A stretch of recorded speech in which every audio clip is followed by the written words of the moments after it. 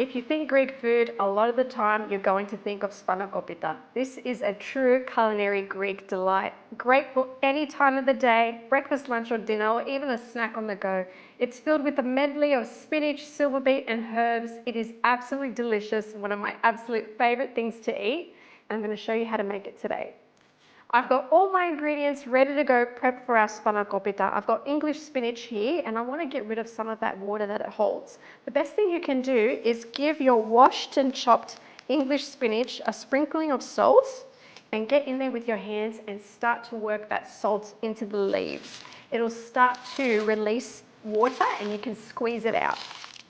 So you can see the spinach has started to wilt down, and if I give it a squeeze in my hands, just grab some, you'll see that the liquid will start to drip out like so. So we just want to squeeze out as much of that excess liquid as possible before we continue with the recipe. So I've squeezed out all of the liquid from my English spinach here, and I'm going to add it to my bowl with silverbeet. Now, also known as chard, I love adding silverbeet to spanakopita. It makes it a little bit more substantial and really delicious. So I'm going in with my English spinach, adding it to the bowl. Now, like all my other recipes, I love adding lots and lots of herbs. So to our spanakopita, I'm going to add lots of fresh mint. I absolutely love mint in spanakopita. And lots of chopped fresh dill. If you've got access to fennel fronds, fresh ones, use those as well. They are absolutely delicious in flavour. Set this aside temporarily and chop our spring onions. Chop off the head. I've got about 6 spring onions here. I love how everything in this recipe is really fresh. You can really taste all the ingredients in the spanakopita. Into our bowl of greens.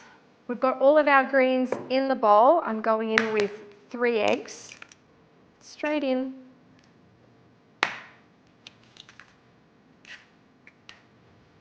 Another one. Of course, a drizzle of extra virgin olive oil. I'd say 1/4 cup. We're going to be using a lot of olive oil on our fillo soon. I'm going to add a little bit of ricotta cheese to our mixture. It's not very traditional, but it does add a really nice creaminess and richness to the spanakopita, but it doesn't take away from the beautiful freshness of the herbs and the spinach. In we go. Got a mountain going here. Now you know what that means. We're going to have to get our hands dirty. And of course, Greek feta cheese. Now my chunks of feta cheese are a little bit big, but as I mix with my hands, they will break apart. Going in with some salt. We have to be careful because we've already salted the spinach. We don't want to add too much extra. And pepper. Time to get our hands dirty. We want to incorporate everything really well and really carefully. I think I need a bigger bowl. This is the biggest I've got. It's all going to come together once we start mixing it, and you'll see the volume will decrease a little bit. So just work the ricotta and the eggs into the spinach and the silverbeet. There really is no better tool than your hands, and we learned that off of our grandparents. So everything has incorporated really nicely in our spanakopita filling. I'm going to set it aside. I'm going to prepare our fillo pastry. So I've got my fillo pastry here. That's been sitting out at room temperature for about 2 hours. Now it's really important to use fillo pastry when it's at room temperature. It's softer to work with and there's less chance of it cracking. I've got olive oil here. I always tend to use olive oil when making savoury dishes and butter for sweet. You can use butter if you like for your spanakopita. Just going to butter the fillo pastry very generously, and I'll also quickly just oil my tray as well so the fillo pastry can stick to it. And I'm using the whole box of fillo pastry here, which is approximately 20 sheets. And because we're using a large tray, I'm going to add 1 large piece of fillo on one end of the tray. Butter another sheet. And place it on the other end like so.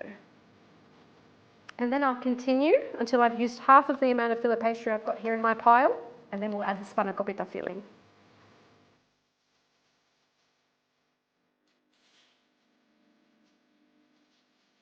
We've lined our tray with our fillo pastry. There's about 10 sheets there, and now all we have to do is add our filling right into the centre. There are so many ways that you can make spanakopita. This is just one of many. You could make the spiral with the Fillo pastry, or you could even make little triangles and make little spanakopita here. We've got all of our ingredients in here. Big chunks of feta cheese, beautiful silverbeet, lots of fresh herbs. Just even that out. Last bit here, like so. And now more Fillo. And now to cover the spanakopita, I'm going to add the Fillo pastry directly on top this time. It fits my tray perfectly, and then we can roll in the edges to create a delicious crust. It's important to always be generous when adding oil or butter to your Fillo pastry. You want it to develop a deep golden colour, and butter and oil is exactly what will achieve that.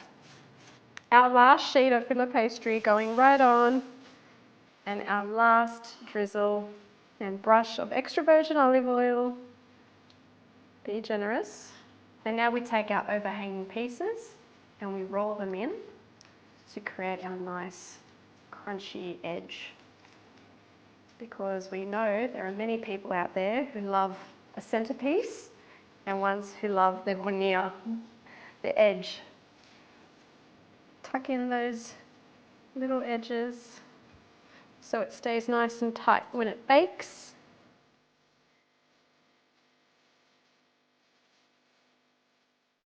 One more little brush of olive oil just along our crust here so it can crisp up real nice. And now all we have to do is go in and score our spanakopita. We don't need to go all the way through, just a little bit so it can help us have a little bit of a guide after it's been cooked. And we'll be able to cut our pieces out really easily.